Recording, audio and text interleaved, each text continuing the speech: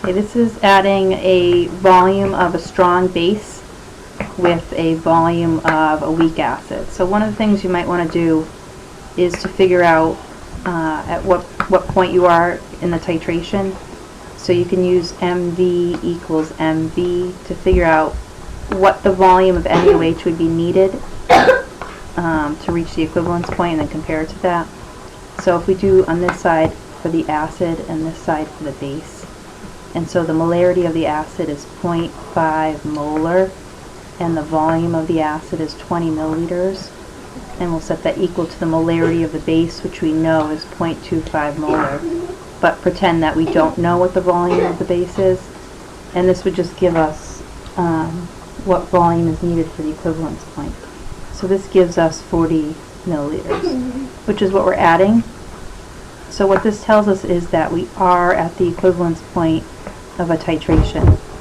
And when you add a strong base like sodium hydroxide to a weak acid like propanoic acid, which is HC3H5O2, we're going to have neutralization, HC2, H5O2. We get water and the propanate ion, C3H5O2 minus 1.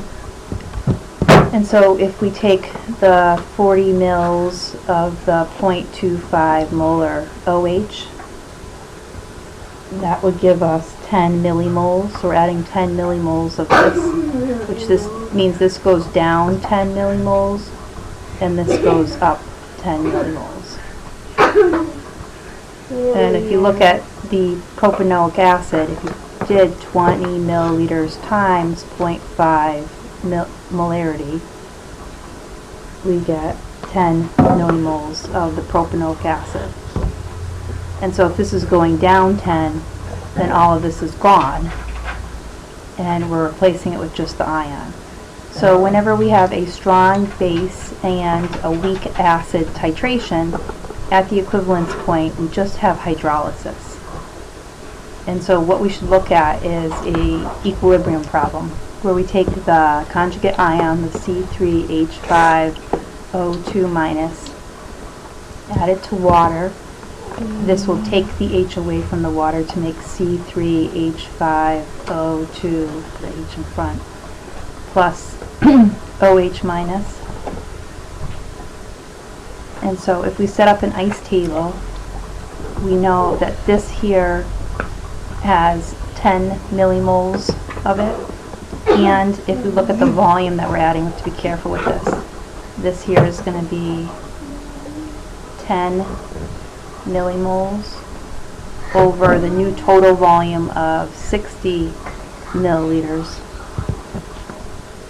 which gives us a molarity of 0.167. So this is 0.167, and we'll say this goes down x to be 0.167 minus x. We'll assume this is 0, this is 0, this goes up x, this goes up x, so this is x and this is x. Stop it.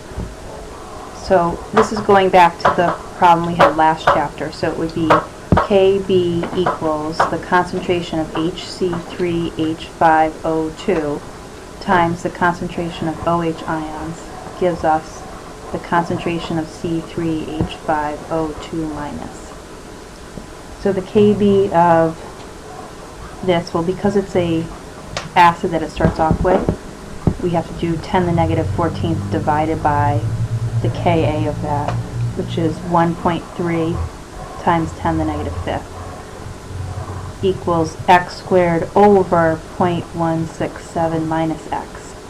And we can say that this is negligible. And so x ends up being the hydroxide concentration, which is 1.13 times 10 to the negative 5th. And so we've got to do negative log that, but then subtract it from 14. So our pH works out to be 9.05 here. So again, this is at the equivalence point between a strong base and a weak acid. So we have hydrolysis of the conjugate base ion and the water.